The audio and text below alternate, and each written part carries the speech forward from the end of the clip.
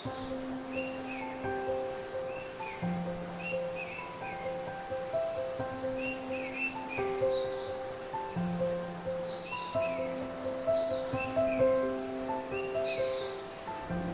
সবাইকে, সেতুস ব্লগ পরিবারের সবাইকে অনেক স্বাগত আর ভালোবাসা জানিয়ে নতুন একটা দিন, নতুন একটা সকাল আর নতুন একটা ব্লগ শুরু করছি।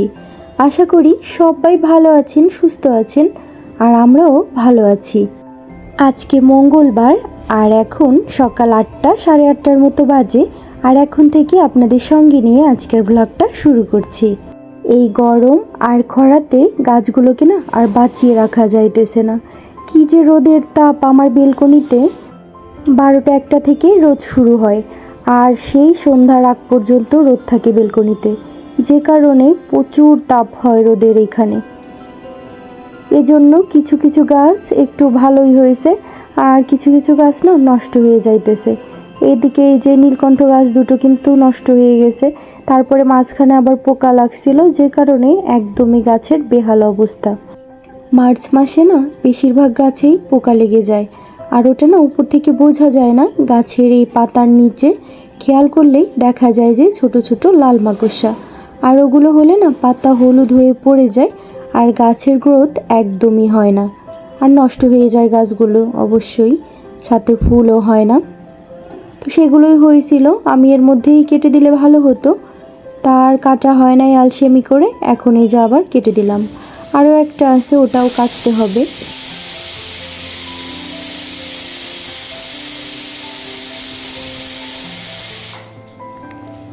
এই গরমে সকাল থেকেই কিন্তু টেনশন শুরু হয়ে যায় যে আজকে কি রান্না করব। এত গরমের মধ্যে যা কিছুই ভালো করে রান্না করি না কেন, কারোরই মুখে কিন্তু ভালো লাগছে না, শুধু টক ডালটা এটাই ভালো লাগছে। মাছ মাংস এগুলো রান্না করতে হয় তাই রান্না করছি, কেউই না ওইভাবে তৃপ্তি সহকারে খাচ্ছে না। নিউজে দেখলাম যে আরও 2 দিন নাকি গরম থাকবে, তারপরে আবার 4-5 দিন বৃষ্টি হবে, তখন একটু তাপমাত্রাটা একটু কমবে, তারপরে নাকি আবারও অনেক গরম। কি যে শুরু হলো! আমরা কিন্তু ছোটবেলা থেকে এতটা গরম দেখি নাই, এবছরই সবচেয়ে বেশি গরম পড়ছে। প্রতিটা দিনই আম দিয়েই ডাল রান্না করা হয়, আম কিংবা বড়ই, এই টক জাতীয় জিনিসগুলো দিয়ে। কিন্তু আজকে ভাবলাম কি যে রোজই তো টক ডাল রান্না করি, আজ তবে একটু ডাঁটা দিয়েই ডাল রান্না করি।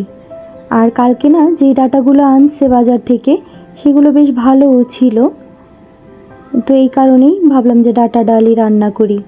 আর কষটা যাতে ছেড়ে যায় এই কারণে কিন্তু আমি হলুদ জলের মধ্যে ভিজিয়ে রাখছি ডাঁটাগুলো। আর আমার কিন্তু রান্না অনেকটাই হয়ে গেছে, ডাল রান্না হয়ে গেছে, তারপর আরও কিছু রান্না করছি, ওগুলোও হয়ে গেছে। এখন শুধু মাছের ঝোলটা হলেই হয়ে যায়। কদিন ধরে এই গরমের কারণেই দুপুরে আর সকালের ভাত একসাথে রান্না করি। আগে তো দুপুরে রান্না করতাম একটু ভাত, কিন্তু এখন আর তা করি না। ওই টাইমটাতে না একটু বেশি গরম লাগে, যেই কারণে আমি এই সকালে আর দুপুরের ভাত একসাথেই করি আর রাতে একটু ভাত করি। আর এখন গরম তো, যে কারণে কিন্তু গরম ভাত অতটা ভালোও লাগে না, মনে হয় কি যে একটু ঠান্ডা হলে ভাতটা তাহলে ভালো হতো। এদিকে আমি কিন্তু দোকানের খাবারটাও বেড়ে নিতেছি। এই যে অসিত উঠেই স্নান করে চলে যাবে, এজন্য বেড়ে রেডি করে রাখছি। আজকের রান্নাগুলো ডাঁটা দিয়ে ডাল, আর এই যে ঝিঙে আর ডাঁটা দিয়ে ইলিশ মাছ, আর এখানে কিছু মাছের ডিম ছিল সেগুলোই বড়া করছি, আর এটা পেঁয়াজ দিয়ে ঢেঁড়স ভাজা, আর এটা ঝিঙে দিয়ে ইলিশ মাছের মাথা দিয়ে ঘন্ট। শুক্তো আবার ডিম খাইতেছে, মাছের ডিমের বড়া, তো এটাও আবার ও খুব পছন্দ করে, কদিন ধরেই দেখছি।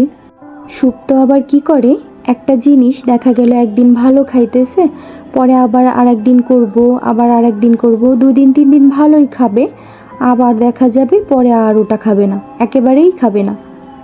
তো এরকমই করে সব কিছু, ও কোনো কিছুই না একভাবে যে একটা জিনিস ভালো খাবে ওটা কখনোই করে না। এদিকে অসিতকেও খেতে দিয়ে দিলাম, আর সুপ্ত তো স্কুলে চলে যাবে। আপনাদের সাথে একটা গিফট শেয়ার করি। এই যে এখন না গিফট পেলেই মনে হয় যে আপনাদের সঙ্গে তো বেশিরভাগ সময়ই আমার সব কিছুই শেয়ার করা হয়, তো গিফটগুলো একটু আপনাদের সঙ্গে শেয়ার করি।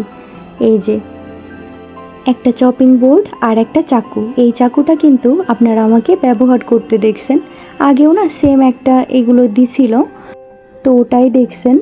আর এই চপিং বোর্ডে না কাটাকাটি করতে আমার কেমন সহজ লাগে না, যেই কারণে বের করা হয় না, এভাবেই তুলে রেখে দিই। ভালোই লাগে কিন্তু ওই কাজ করতে সহজ লাগে না। আমার না সবসময় বটিতেই তরকারি কাটতে ভালো লাগে, বেশ সহজ লাগে আর তাড়াতাড়িও হয়ে যায়। আর এই যে এভাবে এগুলো কিন্তু তুলেই রাখতে ভালো লাগে। এই ছোট শোকেসটার মধ্যে আমি এই নিচের এই টয়টার মধ্যে সব মশলা জাতীয় যে খাবারগুলো থাকে, বক্সগুলো থাকে, ওগুলোই রেখে দিই। দেখা গেলো নুডলস, মশলা, তারপর সাবান, শ্যাম্পু, এগুলো রেখে দিই। আর দ্বিতীয় তাকে সুপ্তর বই থাকে, স্কুল ব্যাগ থাকে, আর সবচেয়ে উপরের যেই তাকটা, এই তাকে আমার যে রেগুলার বের হয়ে যে জামা কাপড়গুলো পরে, তো ওগুলোই থাকে। দেখা গেলো আমি একটু বের হলাম, কোচিংয়ে গেলাম, ওই জামা কাপড়গুলো রেখে দিই। তো এই নিচের ড্রয়ারটা কদিন ধরেই এলোমেলো হয়ে আসে। দেখা গেলো একটা জিনিস আনলো আর ওভাবেই তাড়াহুড়া করে রেখে দিলাম, যেই কারণে না গোছালেও এলোমেলো হয়ে যায় কদিন পরে। তো সেটাই এই যে গুছিয়ে রাখলাম। আসলে যে কোনো জিনিসই না এলোমেলো করে রাখলে কিন্তু দেখতে একদমই ভালো লাগে না, আর গুছিয়ে রাখলে দেখবেন সব কিছুই দেখতে ভালো লাগে। এখন বিকেলবেলা, আর আমার যে জলের বোতলের যে পাম্পারটা, ওটা কিন্তু কদিন ধরেই না নষ্ট হয়ে গেছে। তো আর এই যে একটা ফিল্টারের মতো একটা জিনিস, এটা কেনা হয়েছে, তো ওটাই রাখলাম জলের বোতলটার উপরে। এটা না সহজ হয়, তাছাড়া ওই বোতল উঁচু করে তারপরে জল ঢালতে বেশ কষ্ট হয়, অনেকটাই তো ভারী। সন্ধ্যাবেলা আমরা একটু বের হয়েছি, আর কিছু টুকিটাকি জিনিসের দরকার ছিল, তো সেগুলো কিনতেই বের হয়েছি। এদিকে মাছের খাবারেরও দরকার ছিল, তো সেগুলোও নিতে আইছি মাছের দোকানে। আর এই পাখিগুলো না আমার এত ভালো লাগে, এখানে আসলেই পাখিগুলো দেখলেই লোভ হয়, কিন্তু উপায় নাই। ওই যে আমাদের মতো মধ্যবিত্তদের সব শখ কিন্তু পূরণ হয় না, কিছু কিছু শখ ওই মনের মধ্যেই থেকে যায়। আমার বাসায় যে জায়গা অল্প, সেটা তো আপনারা দেখছেনই, একদমই অল্প জায়গা। আর বেলকনিতে যে রাখবো পাখিগুলো, বেলকনিতে তো অনেক রোদ আসে, ওই রোদে যদি আমি পাখিগুলো রাখি তাহলে কিন্তু একদিনেই কাবাব হয়ে যাবে। তো বেলকনিতে রাখার কথা, ওটা তো ভাবাই যাবে না, শুধু শুধু প্রাণীদেরকে কষ্ট দেওয়া হবে। আর এই যে আমরা বাসায়ও চলে আসি। এই যে এই অ্যাকোরিয়ামটা আনলাম, আসলে ওই জারের মধ্যেই রাখতে ভালো লাগে, কিন্তু আজকে কোন হুজুগে অসিত নিয়ে আসলো, এটা ওর পছন্দ হয়েছে তো নিয়ে আসলো। তো এটাই এখন সব কিছু ধুয়ে তারপরে রাখতে হবে। দোকানদার বারবার করে বলে দিছে আমাদেরকে যে এই পাথর, তারপরে এই অ্যাকোরিয়ামটা, এগুলো ভালো করে ধুয়ে, কারণ মেডিসিন দেওয়া থাকে তো, এর জন্য ভালো করে ধুয়ে তারপরে মাছ রাখতে হবে, না হলে মাছগুলো কিন্তু মরে যাবে। আর জারে রাখি তো, যে কারণে মাছগুলো না প্রতিনিয়তই মরতে থাকে। আর এর কারণ বলল দোকানদার যে এগুলো অক্সিজেন ছাড়া রাখি আর জায়গা অল্প, এই কারণে মাছগুলো মারা যায়। তো এই জন্যই অসিত এই অ্যাকোরিয়ামটা আনলো, আর এটার সাথে কিন্তু অক্সিজেনও আনছে। অক্সিজেন দিয়ে রাখলে নাকি ওইভাবে আর ঘন ঘন মাছগুলো মরবে না।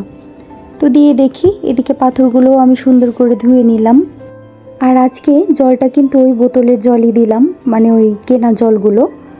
আর আমার বাসার জল একদমই বাজে, এখন যদি ওগুলো দেই তাহলে সবগুলো পাথরই কালো হয়ে যাবে। এরপরে আবার যেদিন জলটা পাল্টাবো, তখন 2 দিন আগে থেকে ট্যাপের জলটা তুলে রাখবো, ওই আয়রনগুলো নিচে পড়ে যাবে, তখন কিন্তু দিতে পারবো। আর আজকে এই জল দিয়েই চালিয়ে নিলাম। দেখেন মাছগুলো দিয়ে কত সুন্দর লাগছে না? আর ছোটো মাছগুলোই কিন্তু আমার কাছে বেশি ভালো লাগে বড় মাছের তুলনায়। তো বন্ধুরা, আজকের ভিডিওটা এই পর্যন্তই রাখবো, আবার দেখা হবে নতুন একটা ভিডিওতে। ততক্ষণ পর্যন্ত সবাই ভালো থাকবেন, সুস্থ থাকবেন, সাবধানে থাকবেন। আর ভিডিওটা যদি একটুও ভালো লেগে থাকে অবশ্যই একটা লাইক করে দিবেন, আর অবশ্যই আমার পাশে থাকবেন, কারণ আমার এই ইউটিউব যাত্রায় আপনারা যদি পাশে না থাকেন আমি কিন্তু একটুও আগাতে পারবো না। তো বন্ধুরা, সবাই ভালো থাকবেন, শুভরাত্রি।